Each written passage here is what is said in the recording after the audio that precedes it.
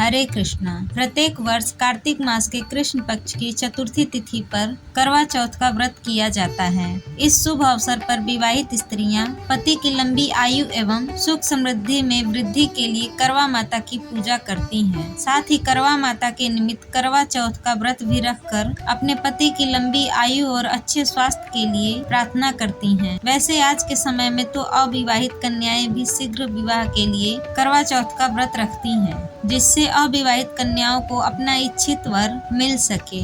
लेकिन अगर देखा जाए तो यह व्रत अपने पति की लंबी आयु के लिए किया जाता है, अतः अविवाहित कन्याओं को इस व्रत को नहीं करना चाहिए। इस व्रत के पालन से विवाहित महिलाओं को अखंड सौभाग्य का वरदान मिलता है। इसके साथ ही उनके परिवार में सुख और सौभाग्य की वृद्धि होती है। वैसे इस करवा चौथ के व्रत का उल्लेख किसी भी पौराणिक शास्त्र ग्रंथ या पुराण में नहीं मिलता है, लेकिन यह स्थानिक परंपराओं के अनुसार मनाए जाने वाला एक त्योहार है। लेकिन सबसे ऊपर संतान और अपने पति के लिए दीर्घायु मांगना और कल्याण के लिए व्रत रखने की परंपरा हमारी वैदिक और पौराणिक आदेशों के अनुसार ही है। इसीलिए इस प्रकार से अगर देखा जाए तो सिद्धांत के हिसाब से यह व्रत पति के सौभाग्य के लिए रखा जाता है। इसीलिए प्रमाणभूत कहा गया है इस वर्ष करवा चौथ का व्रत 20 अक्टूबर 2024 के दिन रखा जाएगा। इस दिन चतुर्थी तिथि का आरंभ होगा 20 अक्टूबर 2024 प्रातः 6:16 पर और इसकी पूर्ण आहुति होगी 21 अक्टूबर 2024 सोमवार के दिन प्रातः 4:16 पर। करवा चौथ का दिन और संकट चतुर्थी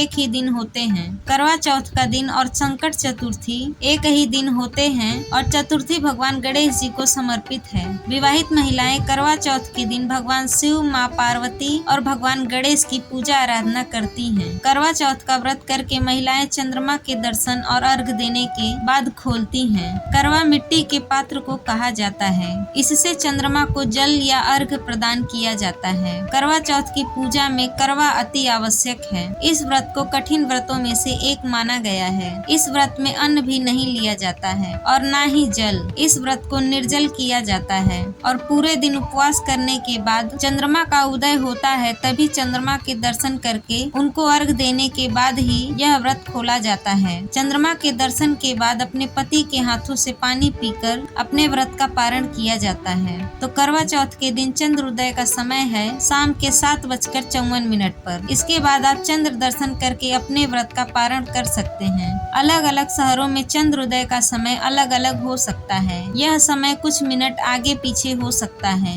इसीलिए आप जहाँ भी रहते हैं वहाँ का समय आप स्थानिक चेक कर सकते हैं। करवा चौथ के दिन सबसे पहले सूर्योदय के समय में पूजा की जाती है और फिर शाम को पूजा की जाती है। संध्या पूजन का अधिक महत्व माना गया है, जो प्रदोष काल में किया जाता है। इसीलिए करवा चौथ के दिन प्रदोष काल का शुभ मुहूर्त है शाम को 5:46 से लेकर 7:02 तक और पूजन की कुल अवधि 1 घंटा 16 मिनट की है। करवा चौथ का व्रत सुहागिन महिलाएं ही कर सकती हैं, लेकिन अगर करवा चौथ के दिन स्वास्थ्य को लेकर कोई आपत्ति है, समस्या है या फिर कोई गर्भवती महिला है तो उन्हें ऐसे समय में यह व्रत नहीं करना चाहिए। और फिर भी अगर कोई महिला करना चाहती है तो जल फल इत्यादि लेकर कर सकती है। अब बात करें मासिक धर्म में यानी कि पीरियड में महिलाओं को व्रत करना चाहिए या नहीं। अगर किसी महिला ने पहले से इस व्रत को शुरू किया हुआ है यानी कि पिछले साल भी किया था तो यह व्रत वो कर सकती है। इस दिन महिला पूजा नहीं कर सकती, लेकिन वह उपवास करके चंद्रमा के दर्शन कर सकती है।